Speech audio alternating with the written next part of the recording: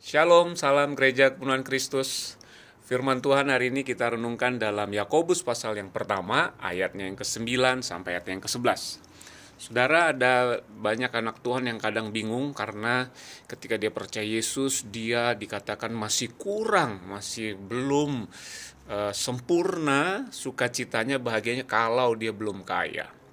Atau kalau dia sudah kaya, anak Tuhan ini kaya, dia juga harus diajar kebingungan karena dia bilang kamu harus lepaskan kekayaanmu supaya kamu bisa bahagia. Bahaya kekayaan kalau kamu tidak lepaskan. Jadi selalu ada yang kurang. Yang miskin ya harus kaya supaya sempurna jadi orang percaya. Kalau yang kaya udah banyak kekayaannya, ya kamu harus lepaskan semuanya supaya kamu bisa rohani, supaya kau sempurna menjadi orang percaya, menjadi anak Tuhan. Nah, yang benar adalah ketika engkau percaya, engkau sudah punya Yesus dan Yesus cukup buat hidupmu. Yesus segalanya buat kita. Bagaimana dalam keadaan miskin? Ayat ini berkata di ayat 9, Yakobus pasal 1 ini, engkau bisa bersuka cita, engkau bisa bahagia.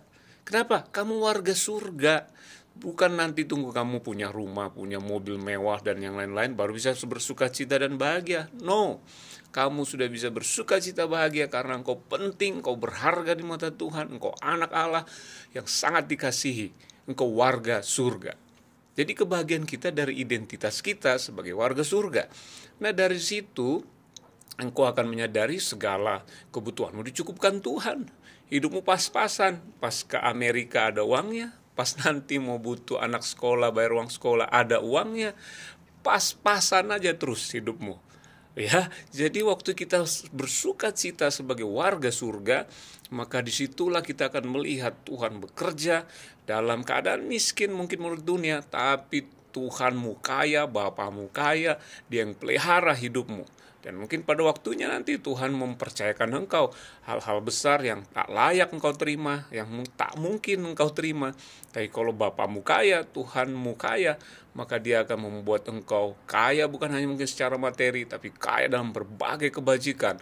Tuhan mau engkau kaya, Tuhan mau engkau diberkati, supaya hidupmu memberkati banyak orang.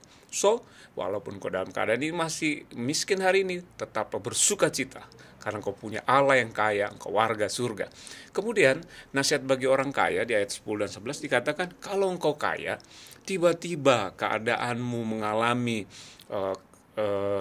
kesusahan, mungkin tiba-tiba bangkrut, mungkin tiba-tiba mengalami kesusahan, kau tetap bisa bersuka cita. Kenapa? Kau tahu semuanya itu fana, semuanya itu ya hanya titipan, semuanya itu bukan membuat kamu bahagia. Kamu bahagia karena Yesus, bukan hartamu. Karena di situ dikatakan itu hanya seperti bunga, keindahan bunga yang memang sebentar bisa lenyap, bisa hilang. Tapi bukan di situ kebahagiaan kita. Kebahagiaan kita adalah Kristus, identitas kita warga surga. Jadi kalau dipercayakan jabatan, kekayaan, puji Tuhan. Tapi kalau itu pun bisa hilang, enggak masalah. Karena memang kita bukan untuk di dunia ini. Kita tidak untuk tinggal selamanya di dunia ini. Kita adalah warga surga. Nah, jadi kalau kita menyadari ini, kita mengerti kebenaran ini, maka kita akan bersuka cita senantiasa, damai sejahtera senantiasa. Kita nggak pernah menganggap rendah siapapun. Kita respect sama orang kaya, tapi kita nggak minder sama orang kaya. Kita mengasihi orang miskin, tapi kita juga bukan mental miskin. Kita bukan mental orang yang minta-minta. Kita orang kaya, kita anak Tuhan, kita warga kerajaan surga. Itu yang membuat kita berespon dalam segala sesuatu. Paulus berkata, aku tahu arti kelimpahan, aku tahu arti kekurangan. Dan aku percaya Allahku akan mencukupi segala kebutuhanku. Karena itu aku mau bersuka cita, bahagia senantiasa. Tuhan Yesus memberkati.